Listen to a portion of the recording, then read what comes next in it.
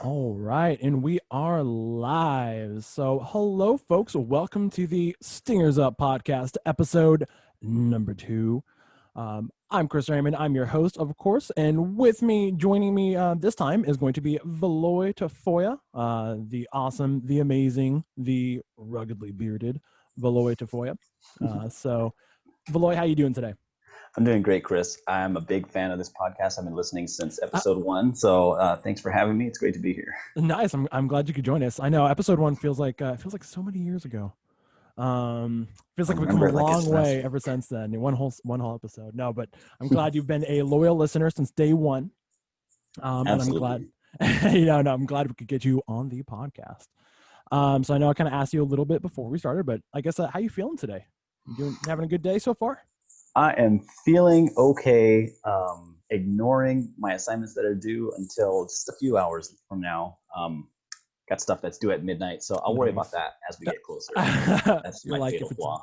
due at midnight, I'll worry about it around 10 p.m. Exactly. 10 p.m. is going to Um, be crazy. What a Yeah, time. no, I think I had a night like that actually right after we did the last podcast episode, which probably shows my student academic responsibility. Instead of studying and doing homework, I was doing podcast. But I can understand and I can sympathize. Oh, yeah. It's very understandable. So I guess as far as kind of like a background before we get into too many questions, you want to just share a little bit about yourself for everyone listening at home. I don't know, kind of where you're from. You might have heard me do like the same spiel on the first episode, kind of whereabouts you're from, what major you are, and I don't know, just some fun facts you want to let the crowd know. Oh, there's nothing fun, but let's get into it. I am that guy that's from Fresno, so I'm not from the Sacramento area, but I'm really glad that I transferred in last year. Mhm. Started at Sac State. This is my second year now, and Nice, nice. I am a longtime community college student. So I did not come in straight out of high school. Mhm. Spinning the wheels, doing some work. Not staying exactly on the college plan. I'm more on that Van Wilder experience, but it's a journey and a lot of experiences, and definitely very clear what I want to be doing, and I'm definitely on that path now, getting things done. Nice. Well, that's very good to hear. Yeah, um, I'm a music major, Nice. so I know I was waiting for that it. I didn't want is to. yeah, it is coming eventually. That does not mean that I love music all day, every day. Honestly, it's listening to classical music feels like homework a lot of the time because it is. Um, but it's just you gotta have something that you find fun, Yeah. enjoyable. If it's Yeah. getting to be too much, do something else. Like I just listen to pop most of the time. Throw on some metal, change things Hmm. up. Nice. Nice. And like we were talking about priorities, I should be practicing instruments. I got a trombone back here. I have a trumpet for a class, and I have my main instrument, which is neither of those. But we do what we can, and There you go. having a good time. Nice. So, Thanks for what asking. what is your main instrument? Since My you've main mentioned it. instrument is the horn. It's the French horn. We don't call it the Nice. French horn, but I mean everybody else does. Um, Why don't we call it the French horn? it is not from France. It is actually Oh, uh, it started as the Vienna horn, so I guess it'd be an Austrian horn or the more Austrian horn. accurately. But I like that. it's an F, and we call it the French horn. That's just something we can't get away from now. Gotcha. I Sometimes. didn't know if it was like you have to call it a freedom horn. You can't like kind of like French fries became freedom fries for a little while. Yeah, we Um, rewrote that one. gotcha. No, that's cool. I didn't know that it was not from France. So sorry, France, if you're listening. We're spreading the truth. But nice. So how long have you played music? I know I myself well just yeah, how long have you played music? Just I maybe in general, either the horn or just overall. Sorry. I started. No, you're good. Started band in fourth grade Okay. on the trumpet because I was like, I'm gonna be in a mariachi band, and it takes a long time to get from fourth Noble grade to dream. that. But I actually did rehearse with a mariachi band for a little while. I'd say like a few months. It was not for me. That was definitely a performance heavy thing to do. Hmm. It's like here's this stack of music and it's like inches tall, and Oh memorize it by yeah. next week. Like, oh, okay, so I'm not familiar with the music as much as I should be, so it's gonna be tough. um, but it was very cool. I stayed on the trumpet elementary school, middle school, high school, and through college. And it wasn't Mhm. until like my second or third year in college where I actually switched instruments because people didn't tell me I could do that. So it's a good time. Yeah, I still have a trumpet. I need to play it more. But I'm going into music education. So instead of like trying to make a living as a performer, I really Mhm. want to have like a good knowledge of how to play and how to teach each of the instruments. So I'm having a lot Nice. of fun. I'm in a brass pedagogy class where we're learning the Huh. trumpet, the trombone, and how to teach those to students. Because and you'll have people who are string players, Mhm. vocalists, piano majors, because you don't know what you're going to teach your first year. Sometimes the school's just like, hey, you're teaching Yeah, band, and I'm a here's the group you're piano working player. with. Yeah, so I'm Gotcha. really enjoying that class. One, because that's Nice. my element. I'm a brass player, and I've played all the brass before. Mhm. But seeing all the other music majors who are not brass players, that's what it's all about. It's a good time. Nice. And so you've been like practicing in that class, or in that course rather, or probably the same thing. Mhm. You've been practicing teaching it to actual students so far. Like you've had some rough experience, I guess you could say. Yeah, I'm one of the experienced players, like all the other brass players in that Uh huh. class. There's maybe like 8 of us or something like that in a class of about 20.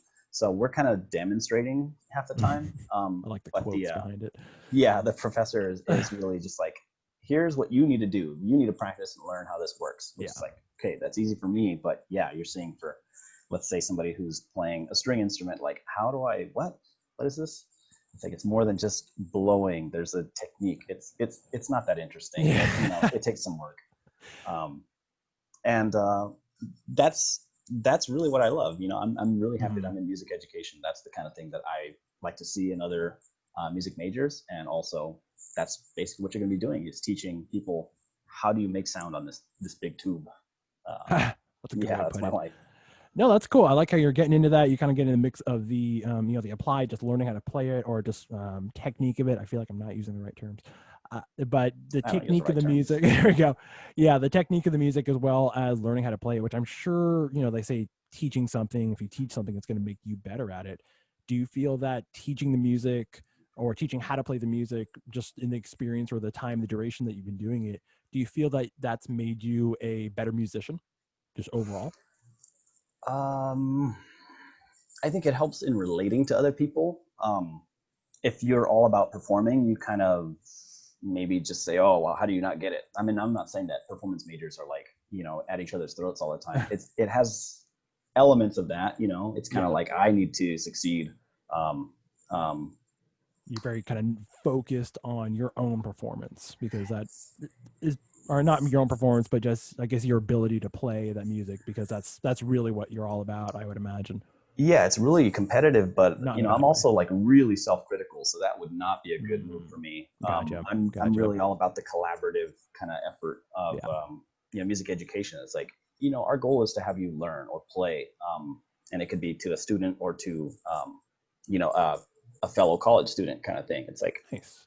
we're not all kumbaya and we love each other and everything's great, but it's I like the environment, or rather trying to make it the environment that it can and should be. It's like there's no need to be hostile when this is the first time somebody's picking up like a trumpet or something like that. I'm going to look awful in beginning strings, so I'm looking forward to that. That's going to be a stingers down. um, No, I have faith in you, Veloy. I think you'll do good. And hopefully you'll get somebody that you've been teaching brass to, so maybe they can, return the favor of the patience and uh, the compassion. yeah, they can really And dig getting into me like, wow, you're bad at strings. Yeah. You're like, thanks for the reminder. No, that's cool. So what made you switch away from the trumpet? Because it sounds like you're still doing brass. So it's not like you went from like trumpet to drums per se. Mhm. And I guess a little fun fact, I oddly enough also played the trumpet in I think it was fifth grade. So I can simply, yeah, there we Very go. I'll do nice. stingers up for that. That's a I can stingers. I can certainly understand the elementary school, like, I'm gonna pick up a trumpet. Granted, it was not for a mariachi band. Not that there's anything wrong with that. I'm Mhm. kind of jealous that that was your goal. I just thought it'd be something cool to do in the afternoon. As a 10-year-old, whatever, however old you are at that age. Mhm. Uh, but yeah, so what made you what not made you, but pushed you to move more in the direction of like the French horn, or just I guess away from trumpet? Well, I really enjoyed playing trumpet. And actually, in high school, I played in the winter percussion. I played guitar. I was real big on Guitar Hero. I Oh, actually bought a nice. guitar from the pawn shop. Learned how to play that. Played that in the Sick. group. It was a good time. A Nice. little bit of keyboards just to practice my scales and things like that. Hmm. But when I got to college, I mean, I was still playing trumpet. I was kind of tired of it, Yeah. um, just a little bit. There's nothing wrong with it.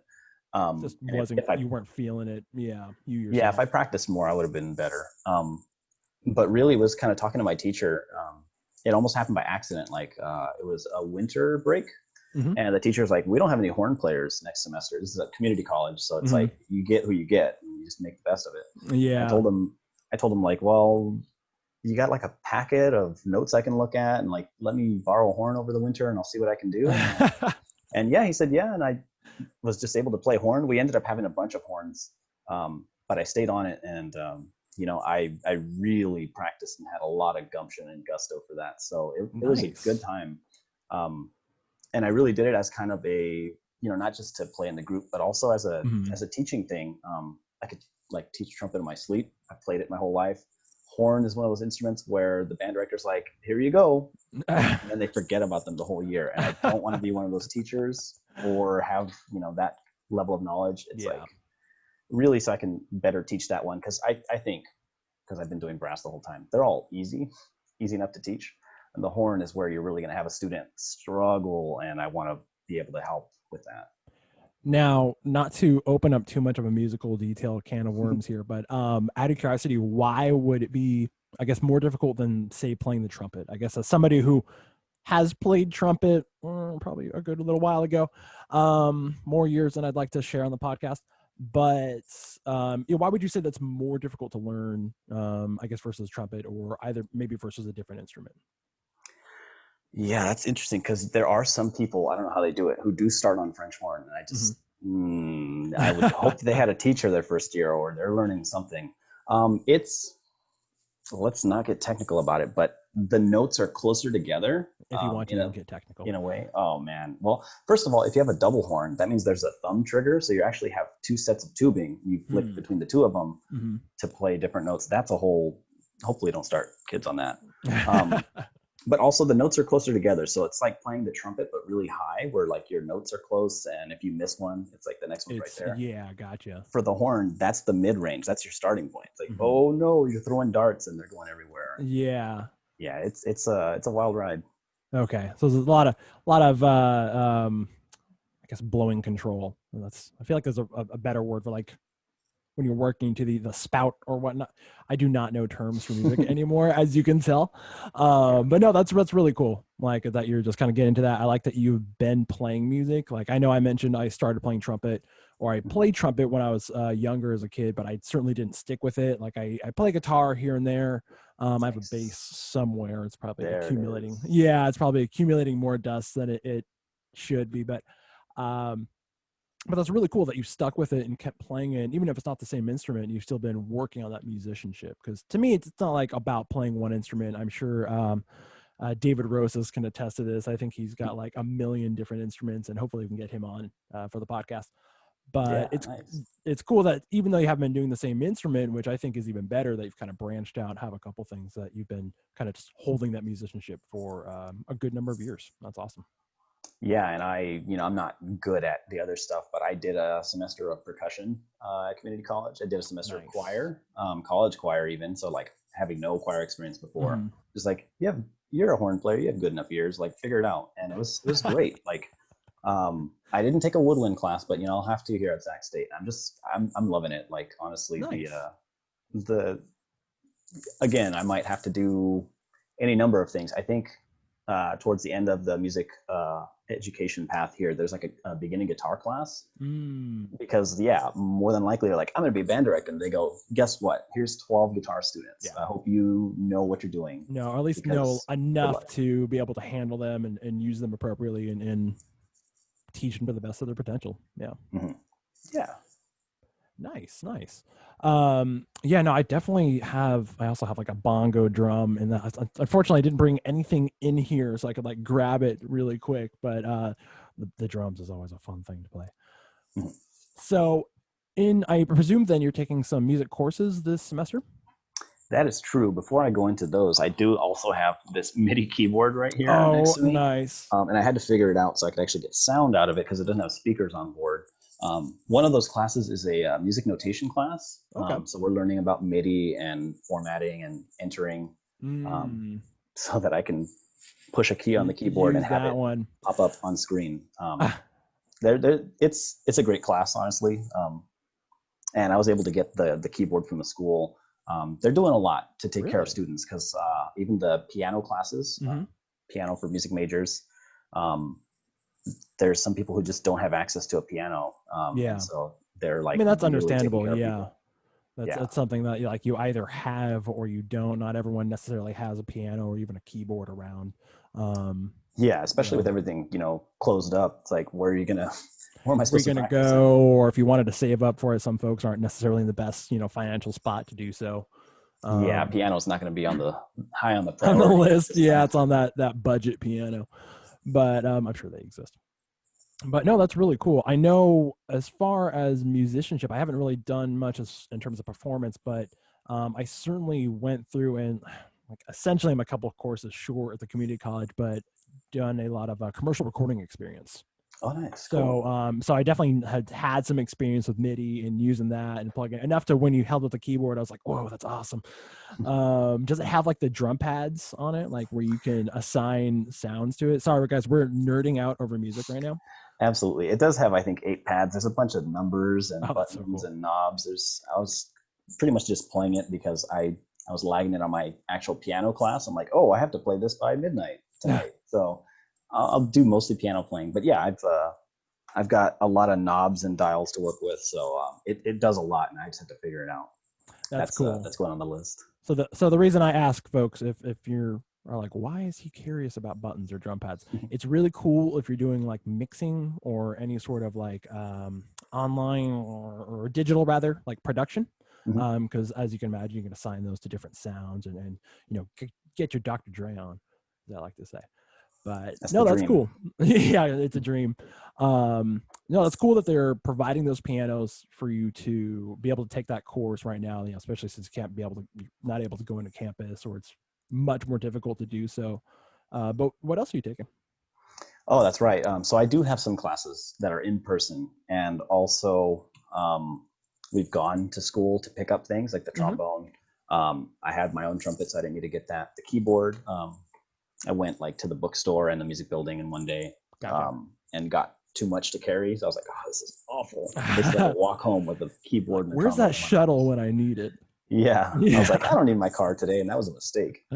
Um, but the building is on reduced hours, Mhm. and the faculty and staff can only be there. I think half the original time they were allowed. So if, a Gotcha. 40-hour week, they're only allowed to be there 20 hours tops. So Gotcha. having to work with people's schedules, actually arrange times to pick up and drop off stuff, and um, that's not even counting the ensembles. I do have some classes that are taking place in person, Hmm. and they look a lot different than they used to. I can imagine. Yeah. You're normally in like a 50-person band. We now have it that you can only have 10 people in a room total, including the conductors. So our groups are kind of broken up into like 9-person pods, Gotcha. and we have to stagger when they meet. And so Yeah. band is like a 3-day a week thing. So Okay. each day is just one group pretty much. Um, so we So only meet every like week and a half, yeah, actually. that's about what I was going to ask because I Yeah. know, and I'm sure you might have heard this on the first podcast. Is Mhm. my lab? I have a lab that's in person, and we're kind of doing the same thing where, yeah, they're breaking up into groups. And normally in person, I would show up twice a week. Now I'm only showing up once a week for my particular grouping. How Right. out of curiosity, how big are the rooms that you're in?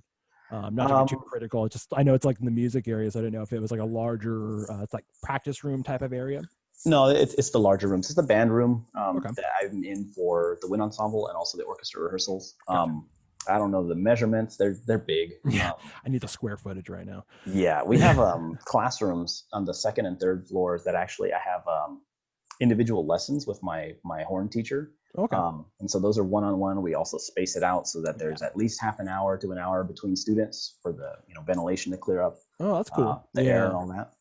Um, because they actually have offices on the fourth floor for the staff to do the lessons, but those are deemed too small. So now we have like the bigger Kind classrooms. of, yeah, bigger areas to work in, bit safer and bit easier with social distancing. Yeah, definitely. And we have to have our masks on. And actually, the folks at home won't be able to see, but I do have some masks that are musician masks that actually have like a hole in them. They're like two layers so that you Oh can actually yeah, play through them. I think you showed this before, but please put it on. I'm such a nerd. Yeah. I had my mommy make these, so they're pretty cool. I like them. So you've got like, well, looking Oh, that's different from nerd. the one. No, that's different from the one I saw before, but that's cool. Wait, is that the one that do you still have the like extension thingy for it?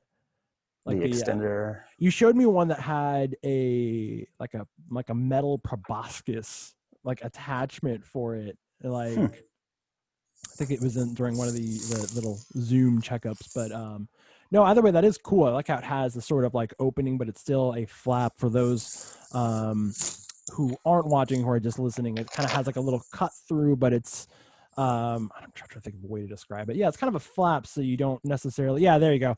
So it's not quite like an exposed hole. You just kind of have like a fold over the fabric type deal. So right there, what you just put in the mask, is that for playing the instrument? Oh yeah, that was a mouthpiece. Okay, So gotcha. That's what I was thinking of previously. and that's a horn mouthpiece with an adapter. If anybody's being technical, there's no reason, there's no method to this. I just grabbed whatever was close by.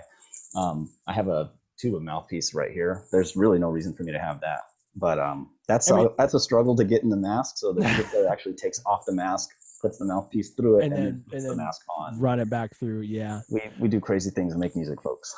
No, that's cool. And like I think that's one of the coolest things as far as like the COVID mask stuff. They're seeing like these different innovative masks. So essentially, like overall, if you're not watching this, because I think posting the video on YouTube, especially since I guess we've done so many visual things this episode so far, is it's really cool that you have a mask that is designed to, I mean, I guess you could like drink a straw through it and stuff too.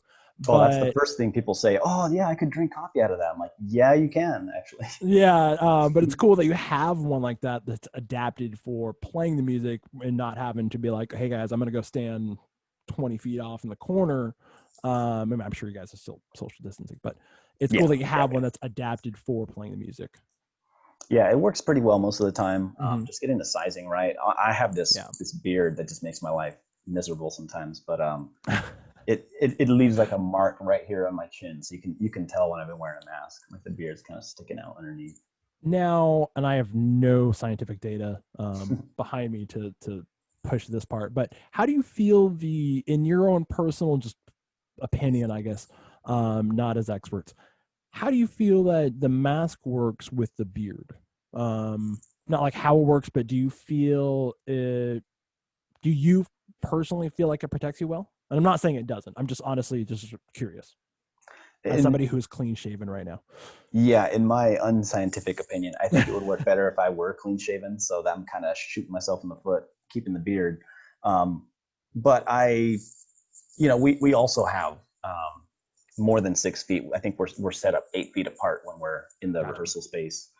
So the mask, and then we're breathing either through our nose, which is going into the mask, or through the mouthpiece, which is going through the mask into the instrument. Yeah. We actually have bell covers. So at the other end of the instrument, for brass players at least, it's really easy. Makes sense. Reducing the aerosol coming out of the other end of the instrument. The woodwinds is a whole other story. You got like a clarinet, and the air just goes out of all the holes in every direction. And they make like this sack. It's like putting a pillowcase over your instrument. And I'm really glad I don't have to do that. But we're all struggling here, just doing what makes the most sense, or going off the latest guidelines, kind of things like that.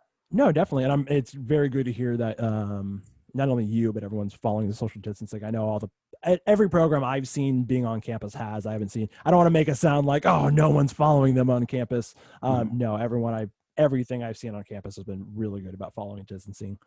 So the bell covers, as I understand, those are ones that you would normally, from my archaic music knowledge back when I was a wee little lad, was that's the stuff that you would kind of use like muffle the noise, say if you were like practicing indoors or something like that. Or you kind of could. Go on. Yeah, I know in marching band, if you see the sousaphones, the big giant tubas, Sometimes you put like a cloth bell cover that has like the school's logo on there. It doesn't really change the sound too much. It just Okay. feels a little bit different. It depends on the fabric that you use, honestly. So we got these ones that are kind of, I don't know the technical term, but if like you buy a We'll take tablecloth from layman's like terms. Smart and Final, like Gotcha. those I don't know if it's vinyl, but like kind of plasticky Yeah, I was going things, to say kind of cut it some into a shape material. and then wrap it around the bell. That's kind of what we're working with. Nice. I think they've ordered something else, but we're using that until it gets here. Yeah, I Um, guess I was going to be. Is it something that you specifically are using like for COVID, or is it something like you had previously that like, hey, it kind of has like a second benefit? And I don't. And there's not like a wrong answer to this question. I'm just kind of curious. no, it was just kind of at like the director's guideline, like, hey, we need something to minimize. I think Okay. there was a study out of Chicago Yeah, that they were minimize the looking at the aerosol output. production. So actually, one of the ladies at the front desk, Karen, was just cutting them and making them for us, That's awesome. like really going at it the week Shout before we out to got onto Karen. campus. Thank you, Karen. Thank you, Karen, making Karen music happen. also She earns some stingers up right there. she also encouraged me to apply to be an orientation leader. There we go. So of course Awesome. we love Karen. Yep. Thank you so much. Awesome. Yeah, we have bell covers and strategies to minimize risk to everybody. I don't know why I did that. Yeah. I say everybody knows that pretty much we want to do what we can to Yeah. keep music, Yeah. because if there's a mistake or an outbreak, like we all lose what we have right now. So even though it's limited, and I wish I could have my magnetic key activated so I can go practice at midnight, which is right when I do. Um, we make do with what we have, and we're trying to keep it that way for sure. I just want to say I'm jealous. I think I want to say you're definitely the second person to talk about the magnetic keys as a student. I'm like, man, I want one for the chemistry building. I never had a magnetic key. Yeah. But no, I've heard about that where the student access has been limited. Mhm. Again, very understandably with all the social distancing, you don't want people coming and going and have like a giant packed party unintentionally or intentionally. Yeah, it'd just be hard to regulate it if people have access at all hours. Yeah. Which is unfortunate because I'm a night owl. Like honestly, I have gone to the music building at like 11 p.m. or at midnight because Mhm. there's nobody else there, so I can get in the room. That's what works with my schedule because I just like go home and sleep for a Yeah, while. I mean that's the beauty of it, right? Is being able to come and go when you're in the program type deal. Yeah. Yeah. But we have what we have, and trying to make the most of it. So I have like between 10 a.m. and like 6 p.m. Mhm. when we can actually be in the building, and we have to log in online and actually say when we're going to use a room, That makes sense. Kind of like a and leave a buffer reservation before or and after yeah. too. Yeah. So um, honestly, in this time, there's not much else to do, so I just got to Yeah. make that work with my schedule. Yeah. It's been No, working and okay so far. no, it's good. And like you mentioned, it's really good that there's still some sort of ability to play that music, to come in and do that in-person experience rather than just being like, hey, sorry, that's the situation. Everything's just, we can't do it. So it's, even though it is limited, it is good that you're able to get in there and, still play that music. Yeah, music lessons over Zoom are possible, but they do not hit the same, folks. Yeah, I definitely remember when we would try to, we being the orientation team. So fun fact, I don't even know if I mentioned it, but Veloy was an orientation leader, a new student Nice. orientation leader over at Sacramento State, along with myself. That's where I met most of these awesome folks, if not all Stingers of them. up. Yeah, stingers up. Um, oh my God, I totally lost my train of thought right there. Yeah, so we were in orientation. So there we go. We're using Zoom and stuff and trying to. Were you Oh, going to talk yes, about us yes. singing online? Yeah, I'm like keeping too many topics running in my head. But yeah, no. So overall, it was I just remember the um, quite enjoyable experiences of trying to get all like 55 of us to do the happy birthday song over Zoom with everyone's internet connection having those delays and stuff like that. Oh yeah. Oddly enough, we got it down kind of by the end of the summer, which was props to us. But no, so that's cool that you are able to do that in person, because yeah, like you're saying, doing it online with the delay, sound quality, depending on the speakers and feedback, audio stuff, I can imagine that would be next to impossible. Yeah, it's pretty limited in what you can actually do successfully. Mm-hmm. Like you playing and your professor playing at the same time, just you're throwing darts and there's no Yeah, dartboard. Like you'd have it's to have a lot of really good setup and And Yeah, honestly, it's even pretty then, expensive to make yeah, it work, yeah, and then it's up to latency. So yeah, definitely. I'm not that smart or tech savvy. And yeah, no, and even then, of course, there's a lot of dice rolling involved in terms of like luck. Even though when you do get it all set up. So what are your thoughts just in general to being on campus right now during the COVID, during the, for the most part, it's an empty campus. It's, I guess I don't want to call it a ghost town because there's definitely people going through there. You see a lot of like joggers and stuff. Mhm. But what are your thoughts on just being on campus? Just your experience being on there so far this semester for your classes, aside from like the stuff we've mentioned of like how are your classes running specifically? But just I don't know, what are your thoughts on just being on campus in general? Like things you've It noticed? What are your impressions? it's weird since school started. We obviously worked on campus right before Uh-huh. the semester started, but that was different. We were there for work, and like there's pretty much nobody else there. Yeah.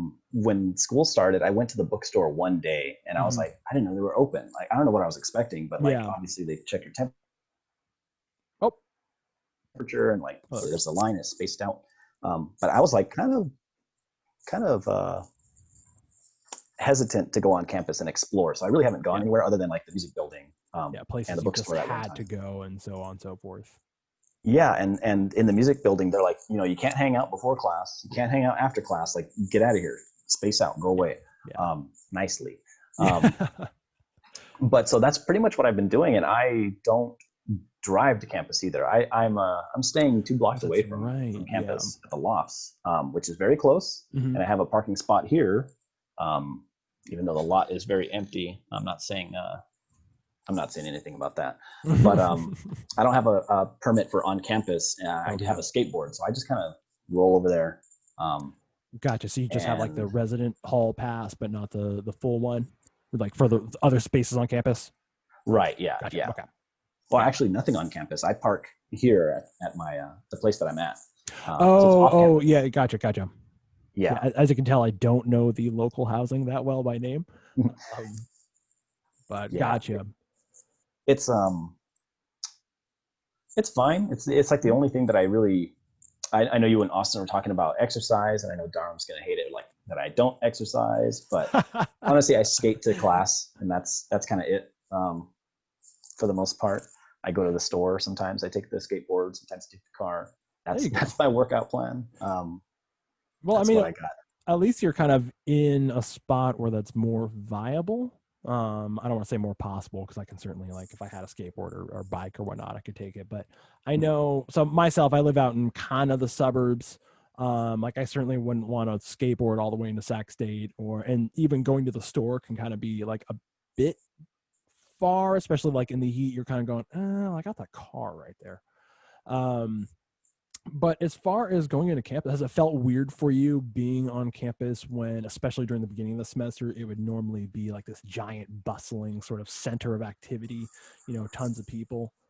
Um, It does feel like that. mhm. I know since we worked over the summer online, I was kind of ready for it Yeah. to be mostly virtual. And I think even my music classes where we met in person, the first week we actually met online. Like it was the whole band on Zoom, the whole orchestra on Zoom kind of thing. Hmm. So we're obviously not enjoying it in a way that we would enjoy, being on campus the first day of school, Yeah. that kind of thing. Um, I kind of made peace with it. Was just kind of able to enjoy it for what it is. Um, and yeah, I'm not going to see like most of the class for most of the semester. Honestly, there's like the group that I'm in, and there's everybody else somewhere out there in the internet In on the different days and nebula. times on campus where I'm not. But it's kind of blanking too. But Yeah. I think my biggest thought is it's just been strange. Sorry, bumped into the mic, folks. It's been strange and just interesting. Strange, like I said, because you're even in the hallways of I know the science building or walking through campus because I can't resist walking through campus. Before class, I still got my mask on and stuff. Um, but it's weird walking through it. I think I described it last time as being there. Like you feel like you're there on the weekend. You're like, is yeah. everyone else at like a cool party that I don't know about? And Chris is the only one on campus. So it certainly felt very, very ghost townish. Mhm. Yeah, it's I haven't spent too much time on campus outside Mm-hmm. of when I'm supposed to be there and go home. Fair Um, enough. Yeah. but but yeah, I know people are definitely feeling the stay at home mood. Um, where it's like, man, I just wish I could go out and see people, go to class. I will say though, I am loving that some classes do not need to be in person. I would be happy if they never went in person again. I have an 8 a.m. lecture that I'm like, this is so much better to just, roll out of And we bed don't and have to take a name any ride. professors. Yeah, no, but But no, I know, I understand what you're saying. like I used to, and because I don't park on campus, so I'm like, Yeah. I feel extra bad for the people who park, who drive a long way to get to campus, like Mhm. for an 8 a.m. class. Like maybe Yeah. parking's okay at that time, but dealing with like the traffic getting into Just campus, the something logistics behind it. I've never done that. That's my flex. But yeah, it's so nice to just wake up 7:50. You should wake up a little bit earlier. I usually wake up at like 7:30, so I Yeah, don't no, look like no total judgments carnage. on the wake up time. No worries. Like I get what you're saying though, in the sense of it's nice to be able to wake up. And I certainly can understand what you're saying in terms of like, okay, I think about what the drive time and giving myself time for parking and all those extra minutes, extra gas, Mhm. so on and so forth. But yeah, it is really nice kind of being able to wake up and heck, if you're even having a morning where you're like, I am a little tired, you do have that option to sleep in a little bit extra because you're like, well, I don't have to drive to campus as long as I'm up, awake and present for that course and able to actually pay attention.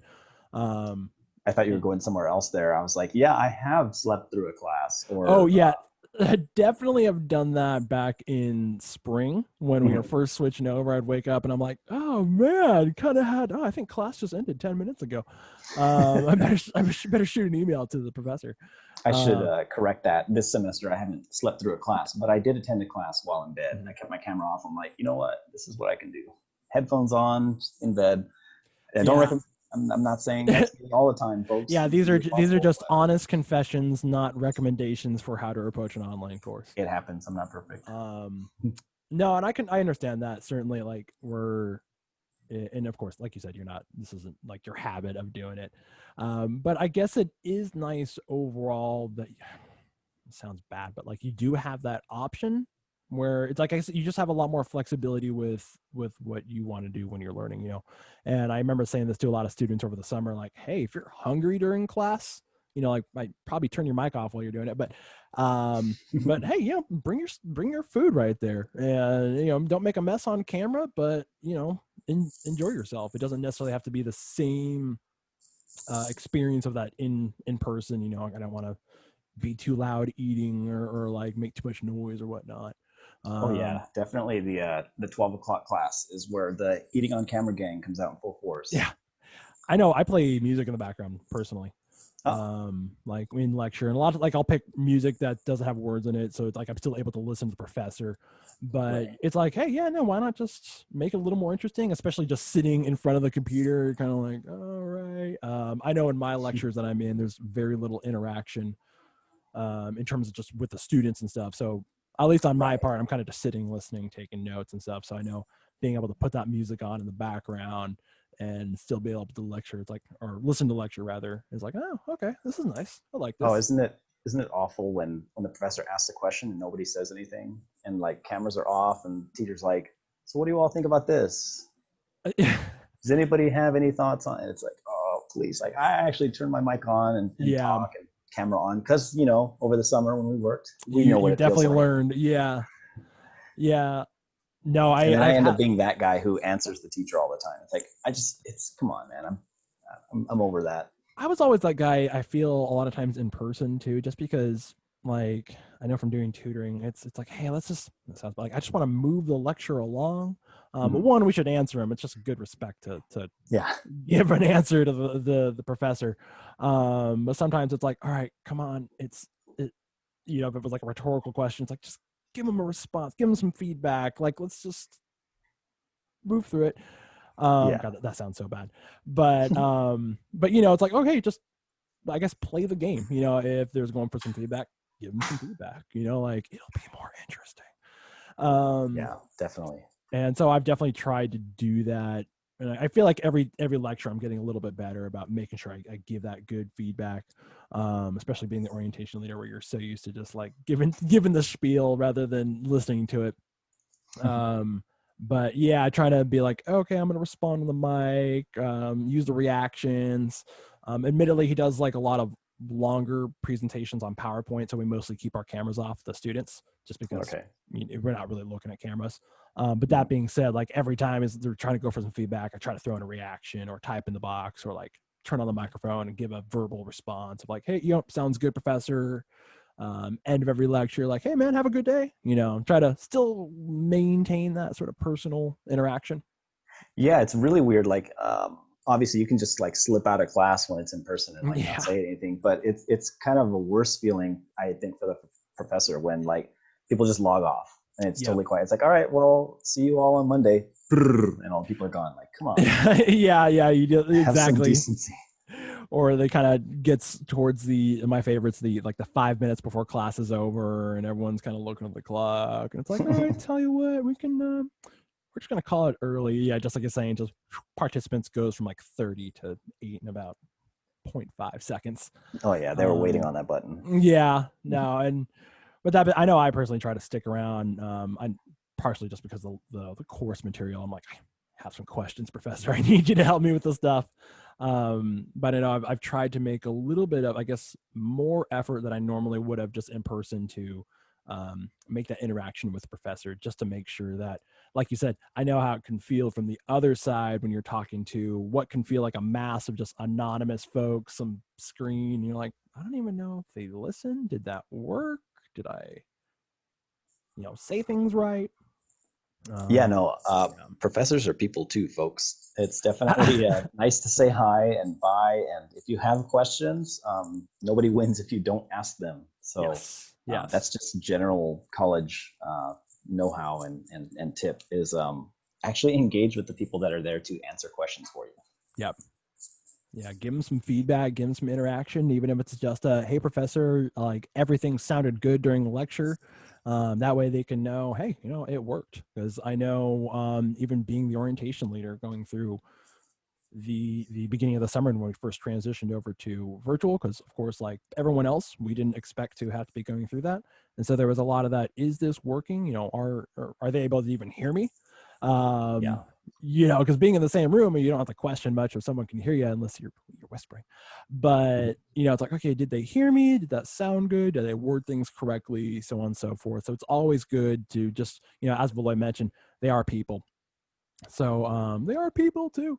So give them what you would, yeah, that stingers up. Give them kind of what you would want if you were talking to a group of just like, hey, sounds good, so on and so forth. And if you're already doing that, keep up the good work.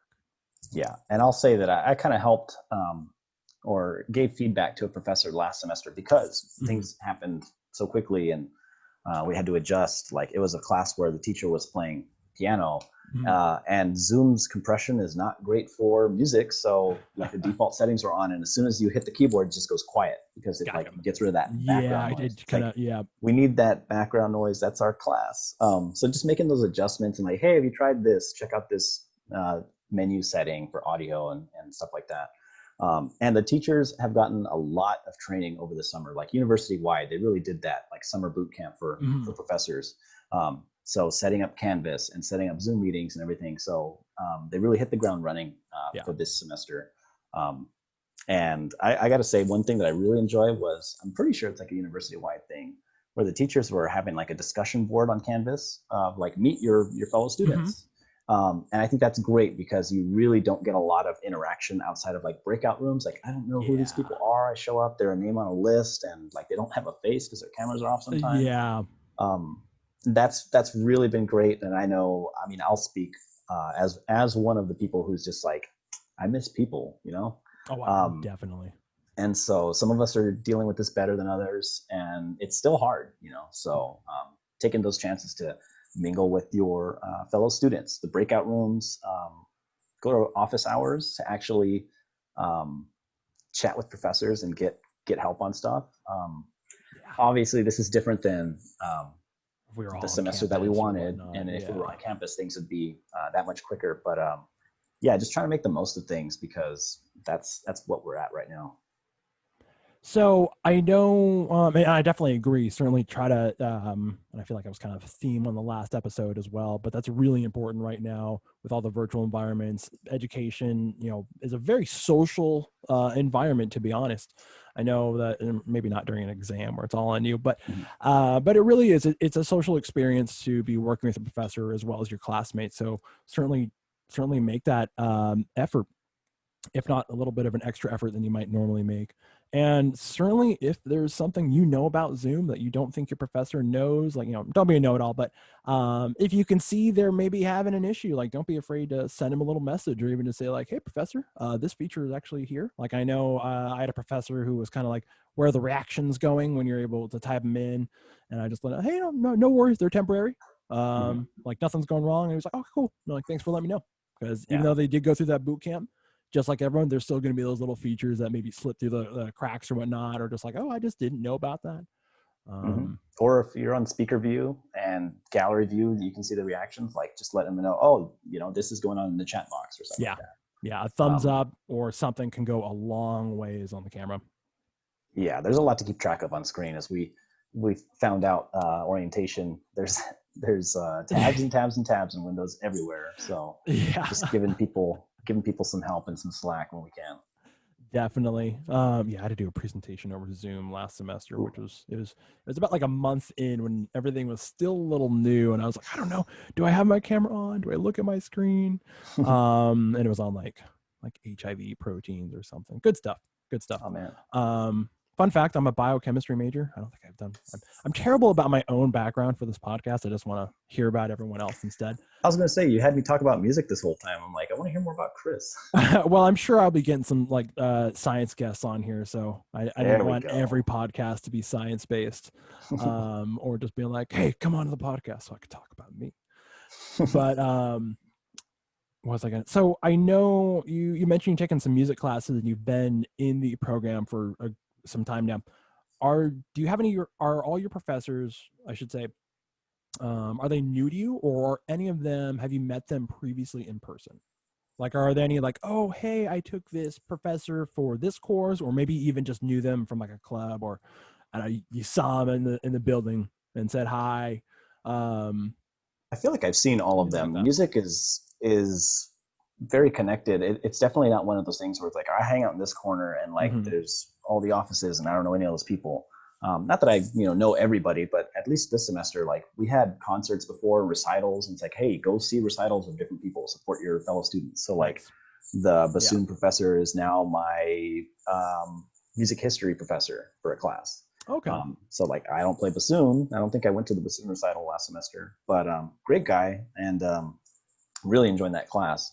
And so basically, I've seen everybody at some point by watching their students or That's faculty cool. concert, things like Yeah. that. So I'm definitely familiar with, and I love the music faculty. Um, they're just great folks, and I definitely feel like I can talk to them. I make it a point to make myself known because I was in college for a long time, and I was like, GE classes, I can probably get by, like just me and Mm-hmm. professor saying like, hi, this is me, don't fail me, please. But Yeah. for music, I make it a point to like, I'm going to see you a lot. So let's be nice and I'll go see your concerts if I can kind of thing. Yeah, I've always approached GE professors with like the same, trying to word it so it doesn't sound bad, like the same politeness you would somebody you're sitting next to on like a plane or a bus or something, where like, I have nothing against you at all, and while we're hanging out, while we're together, yeah, like I'm totally down to talk, but you also know, like, I'm probably never gonna see this person again in my life. That being said, you're not mean to them at all, so it's that same Oh, like yeah, no. politeness of like, this is a new person to me, but I may never see them again. So I know what you're saying when you're kind of like just getting through that course. Whereas I know like with like chemistry professors, it's like a lot. Some of them I even have like on a text basis where I could be like, "Hey, what's going on? Did you hear about that COVID?" Fun fact, they did. Oh, But good. yeah, I no, hope yeah, so. good. I know. I would hate to have to break the news to him, but no, yeah, I know that different, I guess, the discrepancy between how like a student might approach a GE professor versus like a major professor. So yeah, I didn't know if you maybe had that where you're like, oh, hey, it's It's Joe from, I don't know the music classes, but yeah, kind of like it's not like the student professor. Hey, I remember that person from the previous semester. Versus, I know some of my courses, like, oh, well, I admittedly this semester have not met any of my professors, so it's a little bit different trying to develop that personal rapport with them. Whereas last semester, Okay. you had like, oh, I know this, I've known this professor rather, for half the semester. And I know in my case, I actually had a professor for 2 of my classes. I kind of got like a double dose. So like I was pretty familiar with them. So I guess overall, when I was able to go virtual, it was kind of like doing this where it's like, oh, Veloy, I've met you, in person and stuff, Yeah. versus meeting someone for the first time. And you're like, hey, so yeah, I didn't know if you maybe had known your professor or your faculty, and if you had a similar experience like that. Yeah, there's definitely multiple ways you can go about it. Like, Mm-hmm. if you're really anxious about new people and stuff like that, I imagine, like, even if it's a class you need or it's in your major, like, you could just really not enjoy, like, oh, I have to meet this new professor and all these Yeah. students I don't know. I'm actually, I'm a pretty shy guy. That the orientation team might not know that at all. And especially not the people in marching band. Like, what are you talking about? But the way that I'm kind of approaching it now, it's not really a choice. It's just I happen to really enjoy meeting new professors, meeting the Yeah. students in my classes, um, and trying to be positive. I'm not a very positive person, to be honest. Things are things are not fun most of the time, but school is just something that really peps me Mm-hmm. up and gets me excited. And I'm really happy Nice. to just meet folks in classes and like say hi and it's Yeah. nice to meet you. And um, those introductions in class were really cool. Yeah. Um, Definitely. because Definitely. because I these are people you might not see in person ever, but you can still kind of connect with the folks that you're taking the Yeah. class with or your professor, things like that. And you Um, might see them in person, of course. Like, and I guess that's the flip side I didn't include. So it's like that's why I always try to still be polite and nice, because you may see them in person. We're not like hey, yeah. I'm never seeing this person again. Um, yeah.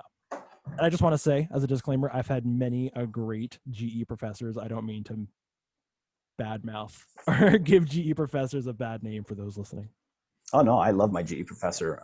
I've taken an English course, and it's just I think the online delivery, um, the class meeting time, the professor's always willing to have office hours. We actually, I think it's supposed to meet 2 days a week, and we meet like Mm-hmm. one day, and then so we can get our reading done. So we actually have our discussions in full instead of like, oh, I didn't read it. Let's have everybody just kind of turn their cameras off and not talk. Um, Yeah. so it's a little more productive that way. I really like the way the class is handled, and the professor's great. So I'm having a great time with my GEs. Nice. Nice. So it's like you're taking a couple music courses, and then I the have a English lot of one. I know courses. this is like this. How many courses are you taking overall? This semester, I have 10 courses. That Ooh, comes out to 18 units. nice. That's the life of a music major. Yeah, that's Last a semester, I had 10 courses, but it was 22 units. So this is easy now, right? Yeah, I don't recommend. I'm not it's that a kind of light student to semester do for that. Veloy. Yeah. Oh, geez. And to be fair, I'm really glad they had the credit, no credit option last semester Gotcha. because finishing out the semester was difficult. There's a class I might have to redo. And my advisor's like, I'm going to add a semester to your plan. I'm like, I wish you wouldn't. Let's fix that. Um, but, there's, for me at least, it's like music. There's classes that interest me. Yeah. So they're like 1 unit class is a performance thing, another 1 unit class, a 2 unit class. I have my required courses, but like it looks like a lot of units, but it's not work for me. I mean, I should practice and sound better. That's the goal. Yeah. I, people always say, "Oh, do something you love, and it'll never feel like work." It's like, well, you should work at it so that you're good at it. And I'm definitely aware that I'm not where I need to be. Now that But actually brings up a good point. Or rather, yeah, good point. I know I myself, like personally speaking, not just I don't want to generalize anyone, but personally speaking, I was kind of dealing with some honestly just motivation issues, kind of being at home. And I think I might have mentioned this on the previous podcast. I'm still very much interested in chemistry, science and learning and stuff. right, Which sounds very general, but I've been having issues as far as like don't feel as motivated to like get my homework done in that same like kind of, hey, let's just get it done the same way that I would have felt in person. And so I didn't know maybe if you were experiencing something similar, maybe with the practice, or if it's just, I understand if procrastinating, I totally get that. But or if it's all the just kind of, time. because I've been dealing with that where it's like, okay, well, man, I know I have this project I should be working on, or this homework assignment. And I'm still getting my work in. I don't want to make it sound like I'm just shirking and not doing anything. But it's like, instead of doing that homework assignment the day I have it assigned, which is something I might have done in person just because it's like, hey, just being motivated, get after it, I guess, and just get it done. Now I'm kind of like, man, I don't know. I'm kind of just already at home. Like, I'll just do it. Oh, it's due on like Tuesday at midnight. Yeah, I'll do it. Kind of like we were talking about. I'll start it at like Tuesday at 9. And that's kind of bit me back a little bit, because obviously it's not the best way necessarily. But yeah, I didn't know if you've been kind of dealing with that at all, and maybe things that you have done to help sort of alleviate that or remedy it. If I you've been wish I dealing had with more of the second and less of the first, but yeah, I definitely been that. pushing things off to like, oh, it's due at 11:59. I'll worry Yeah. about it, 8 p.m. or something like that. Then I'll Yeah. start sweating and getting to work. Yeah. Yeah.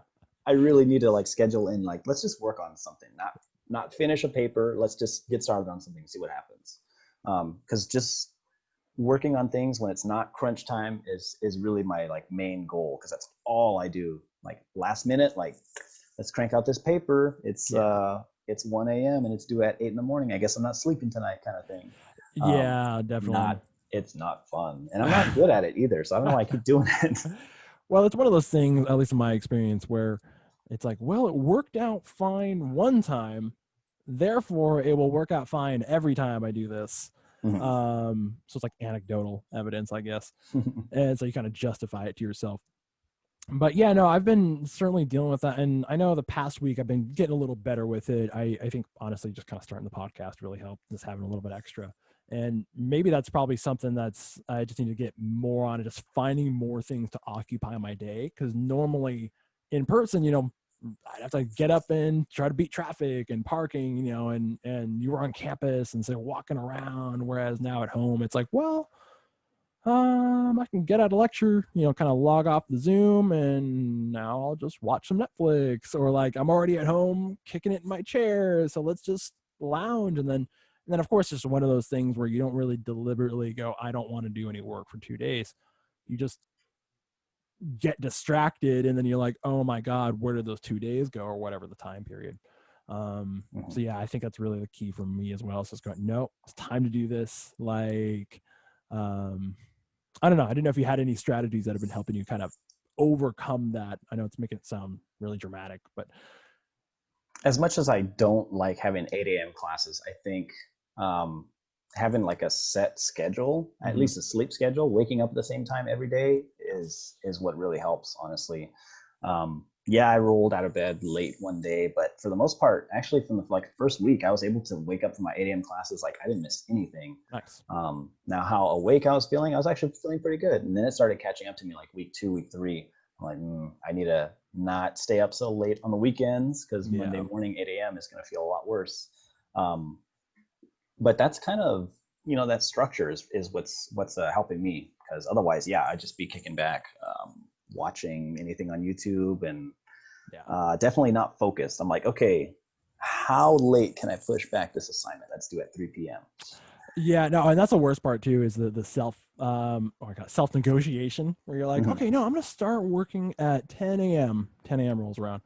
And then you're like, well, you know Well, I haven't what? eaten yet. Yeah, I Yeah. haven't eaten yet. And heck, if I'm going to eat a sandwich, let's watch something real quick while I'm eating. And then you get Oh into like, you man, finish a there it sandwich, is. and you started like a movie or a documentary, or whatever, or a show. And you're like, man, that Netflix next episode runs through, and you're like, well, I got time for an episode. And then, it Yeah, kind of it's one it's thing leads to another. And then it's 10 p.m. and you're like, I have not done a single bit of work. Or it's like that SpongeBob episode where he had to write that paper, and the only thing you have is just but it's really the fancy, so it looks great. Yep. Yeah, in my head, I'm like, I know exactly what I need to do, and actually making it happen is a lot harder. Especially since I transferred to Sac State, I'm like, okay, I spent years just getting by, or good enough, and it worked last time. Now that I'm at Sac State, it's like, Yeah. let's be successful. Let's actually learn. Let's have a plan, a schedule, objectives. Especially my writing class, we're having to do like all kinds of stuff, motivational, planning, Hmm. time management. That's definitely a skill. That's always going to be a skill that you need and Yeah. can get better at. So, hoping that that's something that I start doing sometime soon. Um, that's the goal. Yeah, I feel like I know personally, like I haven't really had to leave the house much for a lot of things, work, excuse me, work as orientation for the most part was just online, and I don't know why I'm saying it like it was a surprise to you, but like since that was online and being the classes are online, and I have like the one course a week that I go to, but really that's a very small amount of time compared to how it was in the previous in-person semester where I was, almost on campus all day, 5 days a week. um I think for me, kind of what's broken down that motivation, the care machine, as I've heard it called. um and again, I am getting all my work done. I think my grades are stellar right now, my classes. Nice. Yeah, Stingers there up we to go. that. So I just want to throw that out. I'm not like giving up on school or anything, but I think what's really helped me get towards that, or really what a thing that's messing with me, is I just don't leave the house as much. Like I go out for Yeah. walks and stuff, but I'm not like, all right, time to get in the car and drive out to wherever. I wish I could say it's something that helps me, but I am a big video game player. So like I can not leaving the understand. house, not getting out of one spot does not bother me. At the Yeah. same time, that definitely hurts you when you're like, oh, I'll just play for like an hour before I start working. And it's Yeah. like No, it doesn't. 5 hours later, Yeah. nothing's done, and I don't want to get up. Yeah. It doesn't bother me. I just realize I don't get much done. No, I can definitely agree with that. I know my, I guess maybe big time gamer. That sounds like I do more gaming than I do, but an avid gaming enthusiast sounds really official. So I can understand how that can feel, and I know that's half of it. Honestly, probably for me these days is like, well, I'm at home already. Like, after my laptop almost died on me multiple times during the summer, I got a newer computer that can handle Zoom a little better, and of course, hey, the newer computer can handle games better too. So That's um true. yeah, and then just being at home all the time, you're like, well, let's just hit the old gaming. Let's get Steam all fired up real quick. Let's just play some Halo. And then yeah, that's when you're like, oh, 7 hours later. Hey, have that lab report too. Yeah. Oof. Having to write things down actually is helping.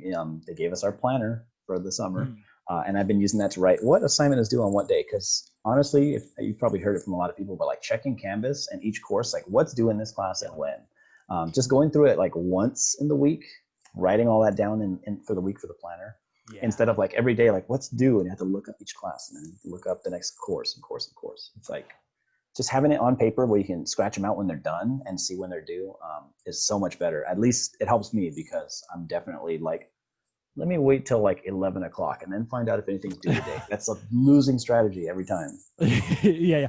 I think 4 out of 5 doctors would recommend against that. Um, was like, yeah, no, it's especially kind of just like what you're saying, like going and hopefully you can just remember it all off the top of your head.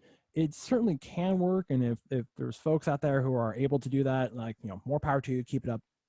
But what's that saying? Like the faintest ink is better than the strongest memory, or something like that, where it kind of goes with you, like, hey man, if you just write it down, that's something your brain doesn't have to worry about, and especially if you're already learning, already have to bring in these new information.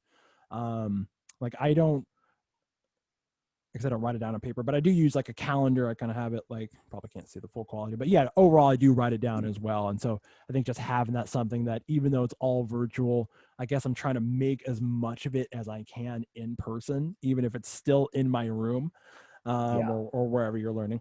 Um, but yeah, that definitely has helped. That's something I've done a lot in previous semesters, and I think I'm trying to be better about during the virtual semester. virtual And I've environments. never had Yeah. online classes before. We were forced to. So Yeah. I'm like, this can work. I just need to change one or two things. Honestly, there are changes that I need to make, like for the better, like Yeah. actually checking what's due in class and things like that, that I was not good at doing before. But yeah, this can work. And I obviously feel the pain of anybody who's like, my class is awful because it's online now. Yeah. And yeah, music's not the same online. We're just doing the best we can. But Well, you have the chemistry sympathy, the chemist's sympathy on that one. I can understand what it's. It definitely is a big difference in terms of the learning environment and such. yeah, I know you mentioned like lab partners, and it's like, well, lab partners still like stay away from me for the Well, whole that's semester. like the other people in the lab you're there, but like the lab partner yourself. Like, so if you and I were assigned as lab partner, Mhm. then we would be kind of like what you mentioned of like, oh, those are those people that are in the class, but I've never am going to see them. So like your lab partner Oh, actually shows up on that other day of the week. oh, okay, huh? Um, I'm lucky in that I actually have a friend in the course who's in that other day, and we were able to become lab partners. So like I happen to know my lab partner, Oh, nice. but if otherwise it would just be like, hey, hey person who's probably cool and whatnot. But if you don't really know them and you're really like, hey, so are you good to take over this step of the experiment? Lab partners require a lot of trust. Yeah. Um, I get trust issues, but only when it comes to science labs. But yeah, no, it's definitely been a huge difference of like, okay, I'm after getting out of lab where normally we would be like going over notes or like having this running dialogue the entire time. It's like, okay, let me text her my notes, like taking pictures of, admittedly, I didn't even bring paper last time. So I had like my notes written on paper towels. So I felt like I was like using bar napkins. So like, it was a lot of just, oh, here, let me text the notes over. It's just a very different system than what I'm used to of like that in person, very like tight knit, I guess. Let me put the finger, very tight knit. Right. Yeah. Yeah. Now it's It's like, hey, did you do that lab? we make adjustments wherever we Yeah. can. Yeah, that's great that you have a lab partner you can really work with. Yeah. I get I'm one of those people that like hates group projects. I'm also that person who like doesn't do the group projects and makes like dead weight. So I talk trash on me too. I understand. I get it. I am that person. I don't like it. Um, but yeah, I feel bad for like, oh, group project in the time of Zoom, where like, Yeah. how do we put anything together? Like, it It, really is like the people who didn't do much before are not going to do a lot. Hopefully, they go the other way and like yeah. start getting involved, but it's not that conducive to that most of the time. I mean, it might be easier, and of course, these are broad generalizations because we're discussing human nature at this point and behavior. But it might be easier for some folks because I know, in my own experience, some issues I have had, and I'll try to make it nice and polite. Issues I've had when doing group projects, as far as like getting everyone on the same page, half of it's just we can't all meet up at the same time. And if you have somebody who's not able to make a meeting for whatever reason, then they're just going to be that. Behind, I guess, on sort of like the group consensus, group agreement. And of course, you can bring them up to speed. But if you have one person who can't make one meeting, another person couldn't make, it's really hard to keep that like the group on the same page. And so you'll inevitably have someone who's like, oh, I didn't realize I had to do that step because I had class, I had a dentist appointment. Like maybe they couldn't legitimately make the meeting or whatnot. And I guess overall now maybe it's a little bit easier because I know I had like a group I had to work in last semester, and instead of okay, when are you guys free? When can we meet up in the library? Or when do we have a gap? And some people want to like, oh, well, I have a break, but I eat lunch, and so on and so forth. Now it's like, hey, Yeah. here's the Zoom ID. Let's hop on. Those logistics of where can we meet and all that are just that much easier. So maybe it'll be easier to get folks kind of working in as a group just because the access is that much easier. Yeah, it doesn't matter what you're eating, what you're wearing. Put your dog on the camera. Let's Yeah. get to work. Let's do what we can. Yeah, Do I have my dog in here? No, I mean, next episode I'll have to bring the dog on. there it is. The dog on dog. We're family friendly, folks. I just cracked open a nice cold jarrito. There you go. There you go. Sorry, I was getting dry mouth. I was trying to hold off forever, but I'm only human. Yeah, no worries. I've been trying my best to, as I sip my coffee, sort of politely veer away from the microphone, so you don't hear me sipping too much. I saw that and I appreciated it. What a swell guy. I've that's that commercial recording experience right there. So I guess kind of a change of topic away from the education Mhm. and I guess pure music is you mentioned video games. So Oh no. what video game? Yeah, since we're talking about procrastination and video games probably taking up too much of our time, what video games have you been playing recently? I Or it, what? it changed like the week before school because I got Fair a enough. new game. But before that, I was playing Plants vs Zombies: Battle for Neighborville, Okay. and that is a good time, folks. I started with Garden Warfare 2. I'm like, this is a great shooter, and it's like really fun. And so my brother has it, and my sister has it, my other brother has it. Like we all play online. It's pretty crazy. Actually, Um, before you continue, what? Because I'm sure this is a big question if anyone's oh gaming and no, listening. people are gonna hate me. Yeah. What platform or what system or whatnot do you play your games on? I grew up in the house that PlayStation built, so I have it on PS4. House of I PlayStation. know the Xbox gang just logged off. They're doxing me or something. And also PC. But I will say that that's a great game that I enjoyed Mhm. playing until I got RimWorld on PC, Okay. and oh man, that's not helping my GPA. I got it just over a month ago, and I'm looking at the hours played, and I did the math, and it's averaging over 6 hours a day since I bought it, which is insane. Yeah, Now, to be I can fair, understand the that. first week I had it was before school, so I think I was putting like 12 hours into it every day, Yeah. which is still pretty unhealthy. But it's slowed down, but still, that's a really high average over a month out. Um, Imagine if Now, I had been practicing or doing my schoolwork. don't worry. Yeah, we're gonna try not to focus that much on this. Uh, put that much emphasis on that part of this conversation, but or for this part of the conversation, I should say. So, what type of game? Admittedly, I've never like. So, I do play games. I'm not too big on like a gamer news or whatnot. That's me trying to be a good student. But what? So, like in a nutshell, what type of game is it? Um, I don't know. What would? Yeah, It's kind of like sell me on it. a survival game where you're building a base and you're just like crash landed on a this hostile planet. Gotcha. You either have like one person or three people or five people, something like that. But Hmm. basically, there's no like set end to the game or lost state. Like if your people live for a long time, cool. If all your people die in a horrible accident, some other random person just walks in, you keep playing as them. Okay. It's kind of like The Sims in that you're managing That's what I was these little gonna digital say. people, Yeah. but with a lot more war crimes. Like there's some terrible things you can do in that game. Say you get attacked by an animal and like a rhino takes out your lung. Well, that's going to be tough for that person. You can get a lung from somebody else though, an unwilling organ donor if you harvest organs and things like that. So there's some pretty terrible things. Like if you talk about the game without context, it's like, oh my god, this guy's Yeah, I was gonna say we should do a whole podcast where you just tell stories, and I'm like, like I feel like I've known or heard about a guy who was in a similar predicament. Like, but go on. So yeah, so you kind of have like this survival um situation, or go on rather. Yeah, it's like you'll see weird questions like how many chinchillas do I need for personal safety? Like an army of chinchillas to like ward off rival tribes and things like that. Cool. You can go super spacey. You can Yeah. go with less developed technology, but it's like it just play however you want, and you can actually pick the difficulty while you're playing and just like have it be really cool or Hmm. have it be really crazy and just random and see what happens. Yeah, and Um, if you ever were like, man, this is a little too crazy, you can just go through and toggle it back. yeah, Nice. or like me, if I get bored of the game, instead of just restarting, which I do all the time, I can Yeah, just set the difficulty up to high and see what nightmares ensue. And just be like, all right, cool. that's cool. Yeah, I have you played Civilization? Because that's what that sort of reminds me of. Yeah, definitely. And it's Wait, I started on Civ 4. okay. That's the good one. I really love the soundtrack on Yeah. that. So much honestly, that's a great little point because I hear most music through video games, and that one Hmm, has so much classical music and the more gotcha. technical terms, not just classical, but Renaissance, Baroque, and all that. There we go. Whatever. I like it. It's I classical like it. music.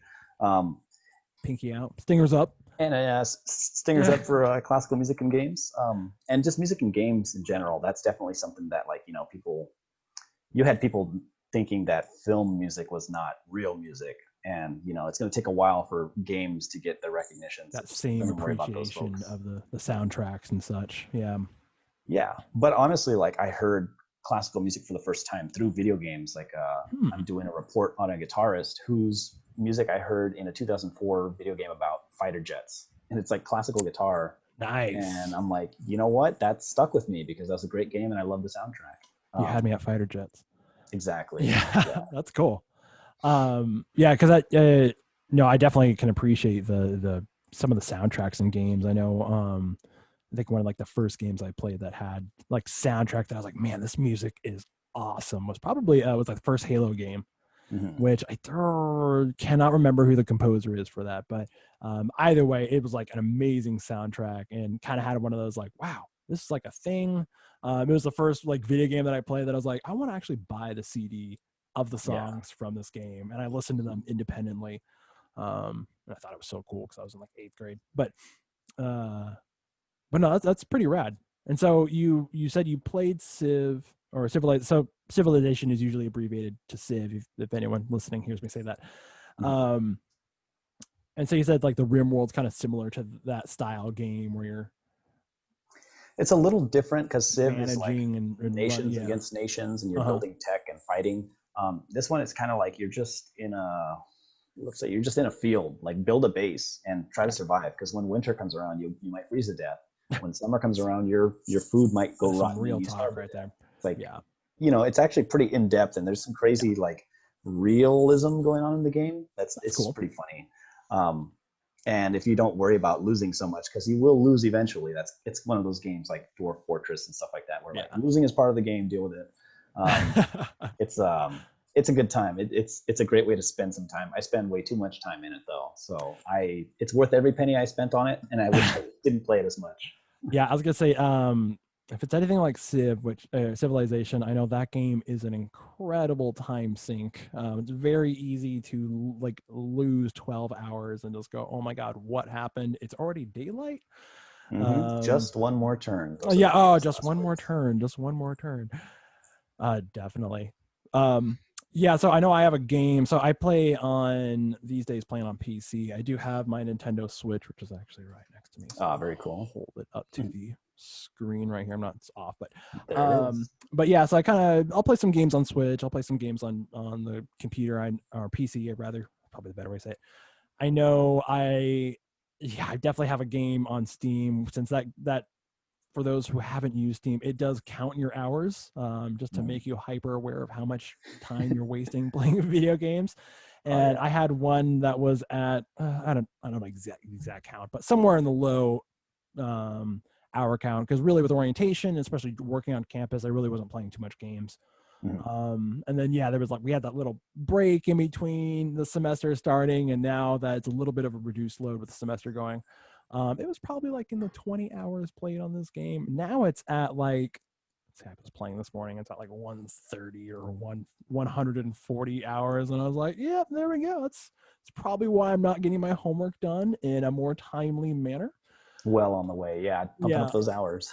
yeah, well on the way. And for fun fact, it is what is it, Ghost Recon.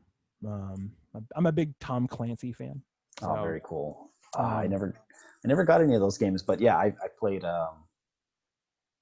I think I played the original Splinter Cell games. nice, Um, nice.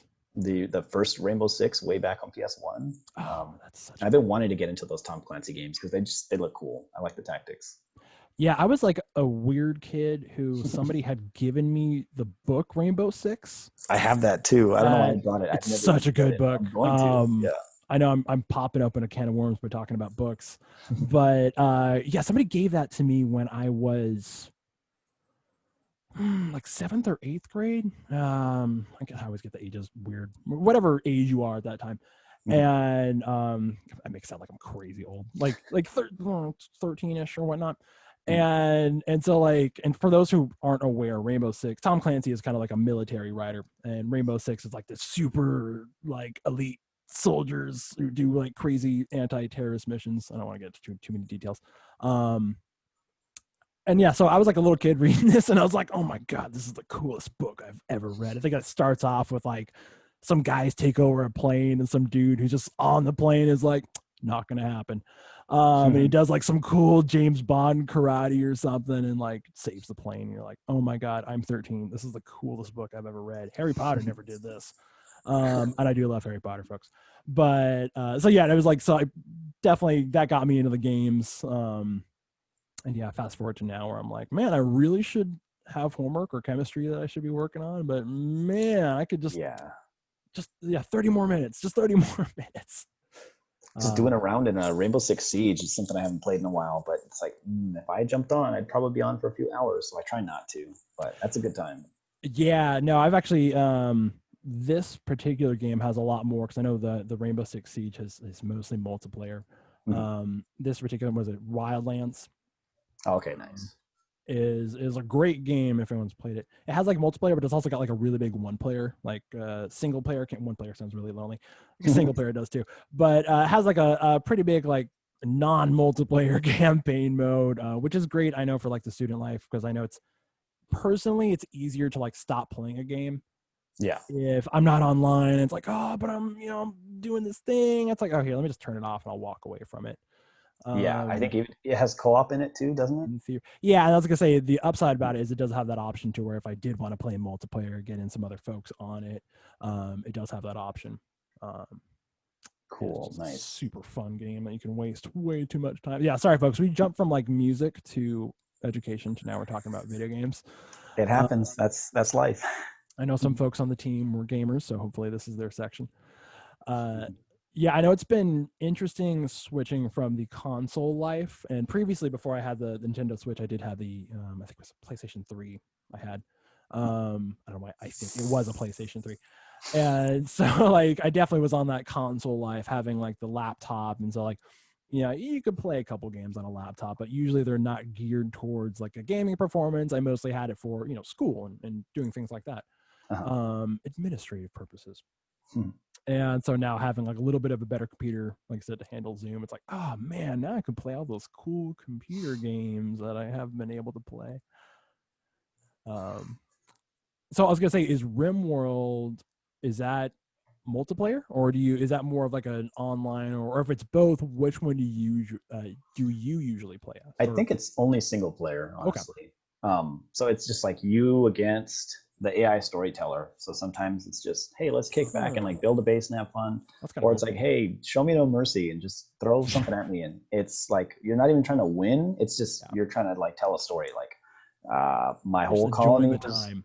Yeah, they were doing great until like an army of 100 rabbits came and like chewed everybody up. So these things just happen. Yeah. No, that's cool. Really. Yeah. No, have you been playing anything otherwise, or has that just kind of been like the main? And I totally get it. Like I know when I'm like really on a game, it's just like, dude, that's all I'm playing right now. If I'm going to be playing games. Yeah, unfortunately, that's the main game I've been playing. I try to do the Plants vs Zombies to get the dailies, and my siblings are on that one. They're like, you haven't gotten on in a while. I'm like, I know, school, but really, it's me playing on the computer. And school, quote unquote. Yeah, like I took till the last minute to actually set up the MIDI keyboard because I was like, oh, I have to play something for class. I guess I should figure out how this works. But yeah, I need to play less, which is hard because I have the computer. It's already plugged in for school. And then I'm like, well, I also have the game on here too. I got the PlayStation 4 that's pretty much plugged in there. I just moved the input. I actually have my PS3 down here, which is one of the originals. It goes back and plays the PS2 games as well. Yeah, like the I know what you're talking about. Yep. And it's like all broken apart because it died. It got one of the rings. I was gonna say it's probably been through some rough times. It was like my PS3, but it was resurrected. I took it to a friend, and he like threw the motherboard in the oven, and then he resoldered it, and it's like it works. It's all zombified. It looks like RoboCop with his mask off. It works. I'll take it. Bass guitar back in high school that was pretty much the same. It was it had active pickups. So for those of you who aren't aware what that means, it essentially means that you have to put a battery in the guitar to like allow you to do the electric parts with it, rather than like passive where you wouldn't need a battery. And so, like occasionally it had all this circuitry inside of it, right? And so like, oh my God, that thing would break all the time. And so I'd always be like, all right, gotta pop it open, gotta solder it. And like that's what it reminded me of, is like you'd go to play, you'd be like 10 notes in, and then you hear like, and it would just kind of sputter out, and you could you could hear, because it would sound just like that because the signal's breaking. You're like, oh my god. So you get out and of course you're like, highest goals, you're like, oh, this is stupid. Get the screwdriver out, get the soldering kit. You're like, I've never even taken a soldering class. I hope I'm doing this right. Solder it, plug it back in. You're like, it works. Play a couple more songs till it breaks again. But yeah, nice. I never tried those. The active pickups. I only had passive ones. I wanted to mod it, but yeah, active was nice in terms of sound quality, I felt. That being said, I don't know if I will ever do active again after having like that experience. I know my base right now is passive, and when I was shopping for it, I was like, yeah, I'll take the passive. Like that's fine. And pickups are the if you're unsure, for the folks listening at home, that's like the part of a guitar or a bass, which I guess is a guitar, that actually picks up the noise from the strings and turns it into the signal. So that's why, if that's not breaking, you're not hearing anything out of your amplifier. But yeah, no, I definitely had the PS3, and mine went through some times. Unfortunately, I don't have my original one. I think I ended up selling it on Craigslist to somebody who like wanted an old broken PS3. But that's cool that you have that. I miss it because it had like the free online. You could hop on there, and it was like, yeah, we don't care. You bought the system. Yeah, I don't know how many games are still online. And there's one that I was playing, is Demon Souls, that had like a weird online offline thing until the servers got shut down. But I don't know. I mostly use the PlayStation 4 for online. Nice. Kind of get the same games as my brother, and we jump on the same things every now and again. No, that's pretty cool. That's pretty cool. Do you?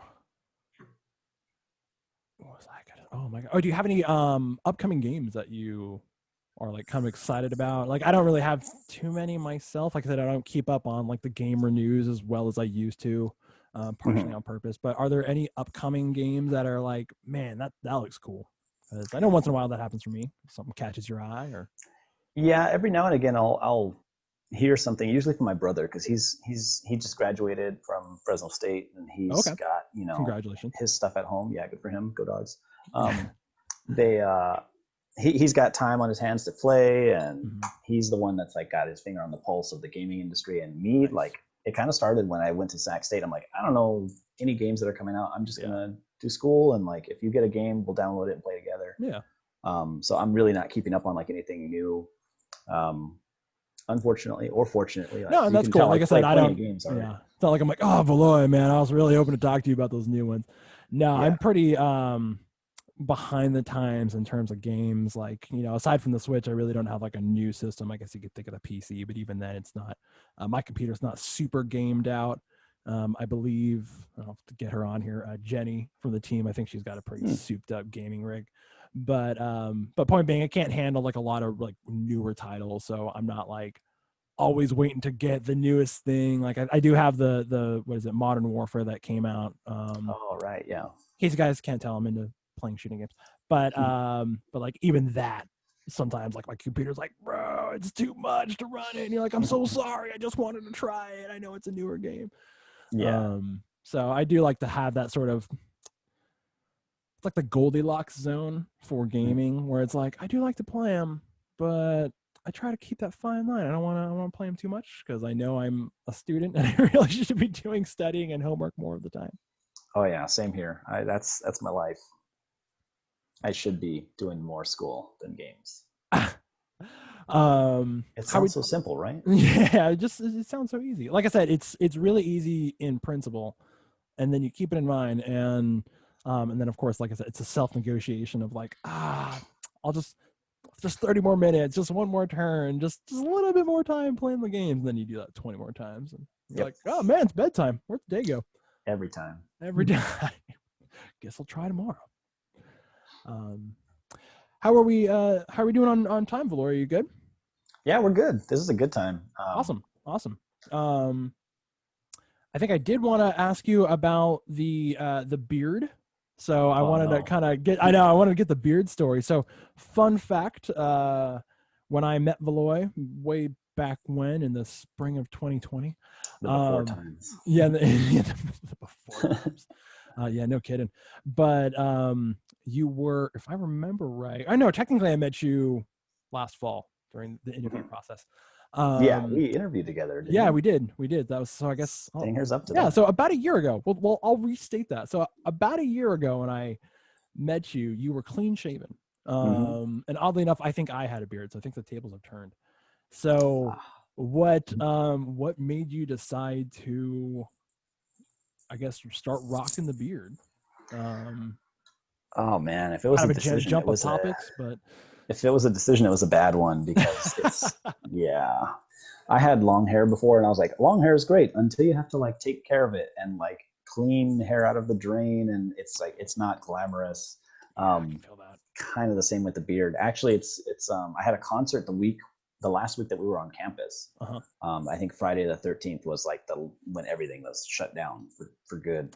There's a very fitting day, I think, Yeah. as well. Yeah, but in terms of the date, but go on.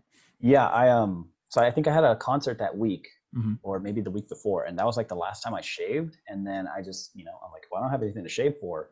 And flash forward to like throughout the summer, I just had more and more of a beard, and I'm like, well, I guess I'll keep it until we're back on campus, and that's pretty nebulous. And somebody gave me an out. They're like, well, when we go on campus to work over the summer with the orientation team, that counts, right? I'm like, yeah, that's right. I remember Mary hitting you with the sort of philosophical dilemma of what back on campus. Does that mean when everyone's back on campus or when you're back on campus? When you're back on campus, when you're working on campus, having a class on campus. I have had almost all of those. Yeah, but no, I guess I just love to suffer. So I'm gonna go with when everybody, all of us collectively, when the general student population is back on campus. That's cool. So now you're just gonna and yeah, I think oddly enough, both of us mentioned, are you going to go for the full, are you going to have an endpoint for when you're going to like trim it or like stop the length, or are you just going to let it grow? I don't want to say unhindered because I'm sure you trim it or whatnot, but no, I don't. Let me tell you, I was giving you the benefit of the doubt. No haircut, no beard trim. This is just what it is. It comes out of my face. There you go. That's what I got. I'll say that's discipline, because I know when I had my beard, that's half the reason I don't have a beard now is I would do nothing but mess with it. I would always be like playing with the hair, doing all that. And then I'd have like weird little cowlicks pointing off in different directions. I don't even know if that's the right phrase, but. Well, when you just want to do like a simple touch up, like, oh, let's just like line up down here. Whoops, I messed up. Let's get rid of the whole thing. Yeah. So I'm just avoiding that. I'm like, there you go. It's gonna come off if I do anything to it. So I'm just gonna deal with it. And as long as I can, drink something without straining it through my mustache, which happened. So I'm not even. I'm past I know that happened to me a lot. Just having to endure, but making sure, like, if I have cereal in class, that I have a napkin, because like, oh, it's gonna run into my beard, which is embarrassing and gross. Sorry. Yeah, I think that would be a warranted moment to turn off the camera. Momentary. We'll be right back, folks. I have that small courtesy for folks. Yeah. That's funny. Yeah, no, I think I've been meaning to ask you, because I think by the time we started orientation back in June, by the time we started orientation back in June, you were already starting to rock the facial hair, and then it just kind of developed further from that point. So I've just always been like, what caused Veloy? What was nothing's bad. I'm just kind of curious. Like, as somebody who's had facial hair and I've gone through my own reverse process, I'm like, I'm tired of it. I'm getting rid of the beard. It was a very dramatic night when I first shaved my beard off. Mm-hmm. Well, once you get past the itchy phase, then it's like a little bit easier to live with. That's what always kills me, is the itchy phase. Yeah, that's awful. But I got through that pretty quickly, honestly. That was like maybe in April. We weren't on campus or anything like that. So it's like, it's just me. Yeah, and I think another part is this is more relative to, I guess, my own experiences of being in the lab all the time. So I've had probably too much experience volunteering in a microbiology lab, and and it was a great time, and I could probably talk about that for way too long.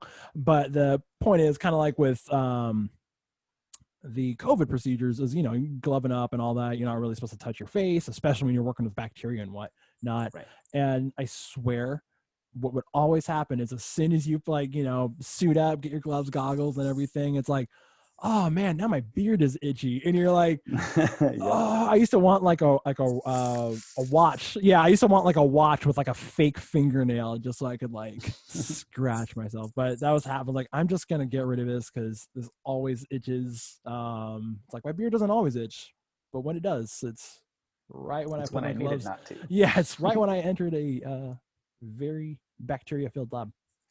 Makes it sound worse than it was, but yeah. So that's cool. No, I'm digging the beard though. It's a good look, and I'd say overall you're pulling it off. Even though you mentioned that you feel like it might have been a mistake, you are definitely pulling it off.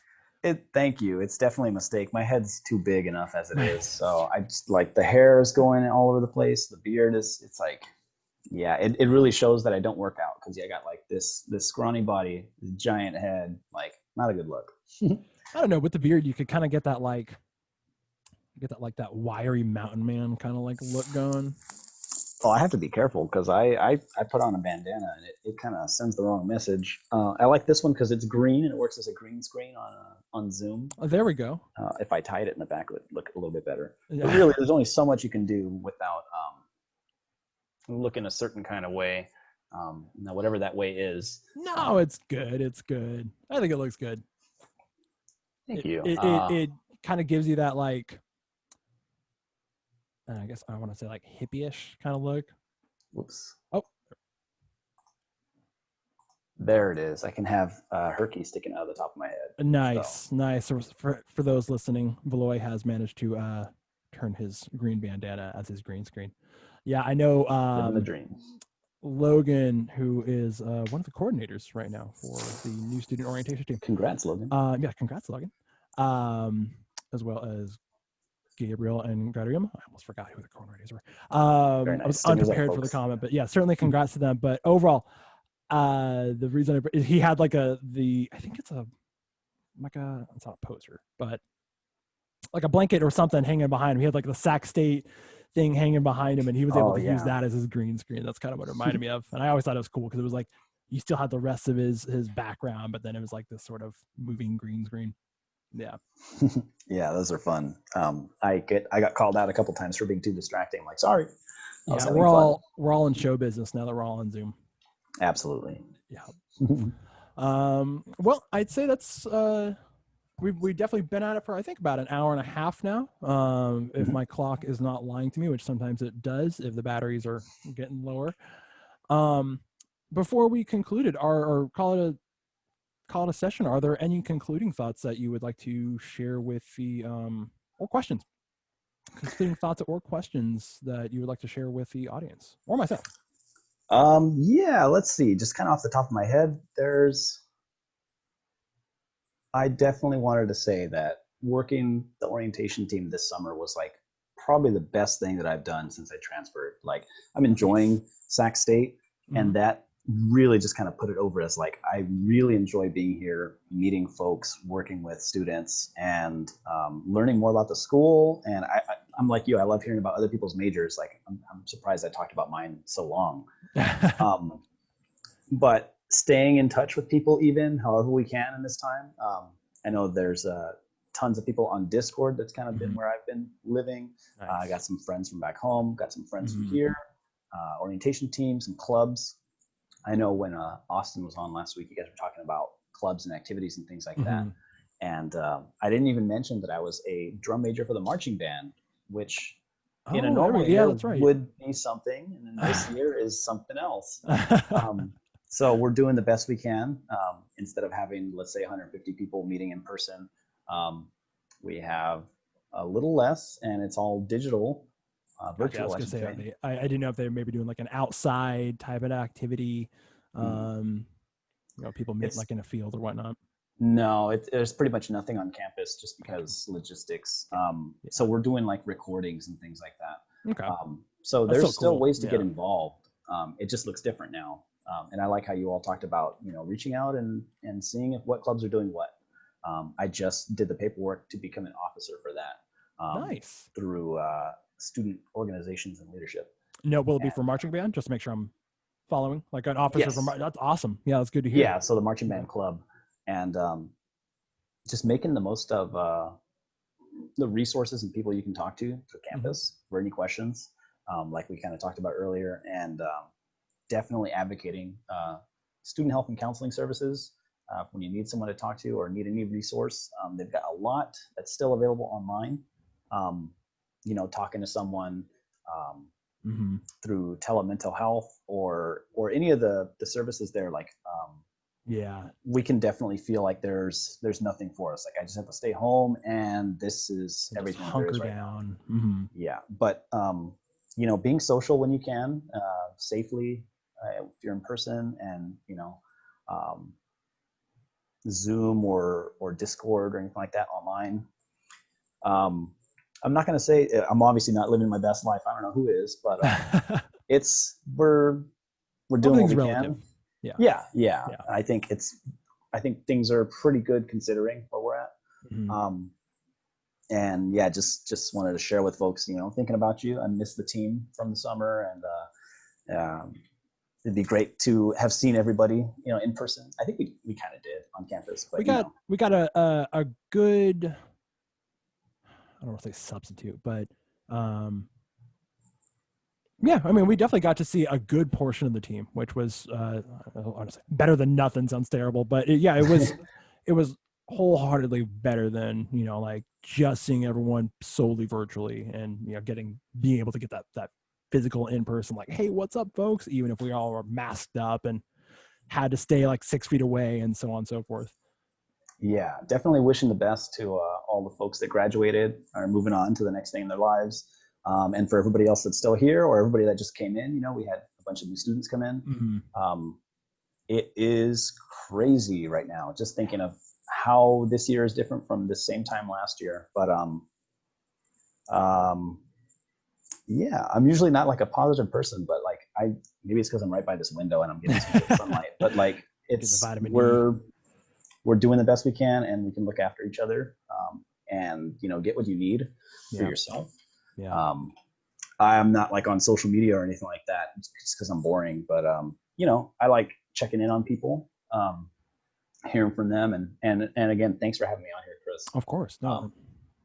Um, I'm glad you were able to hop on here. I'm glad you're down to hop on here. I'm hoping overall to hear from a good portion of the team, kind of similarly, just getting everyone on, and don't worry about talking about your major. That was kind of one of my goals. Since if I just talk about my major every time, everyone's going to get real bored of chemistry really fast. Probably myself as well. So it's always good to hear about, because that's one of the cool things, or like that's one of the really cool things I found about the orientation team was like, not only was it an amazing group of folks, I always say it was like 55 of the most motivated people about Sac State you could find, and you put them in one room, yeah, and we just go bonkers, but in a good way. oh, But what a no, time. it's cool because everyone was a different major, or a lot of folks were different majors. We had a whole variety of them, and just different personalities and different, just like different hobbies, all sorts of different lifestyles, which was a Mhm. really cool thing. And I know pretty much every time I talked to somebody in like an individual setting, I'd always like learn something really cool. Like, wow, that's awesome. So no, Absolutely. I'm glad you're happy to talk about your music major. I mean, you put a gun to my head and made me do it, so I guess it came out okay. For folks only listening, I did not put a gun to his head. Wink, wink. Yes. Yeah.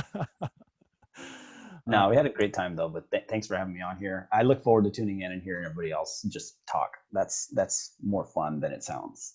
Yeah. No, it really is. And like, especially, and I guess to go to my concluding thought, one, I will definitely agree that the experience on the orientation team, I know you and I, this was both our first experience um, doing that, our first semester doing orientation. And yeah, I'll agree. It was, if not one of like the most memorable experiences in my life, it definitely was the most memorable experience I've had at Sac State, hands down. I can't think of anything else I can compare.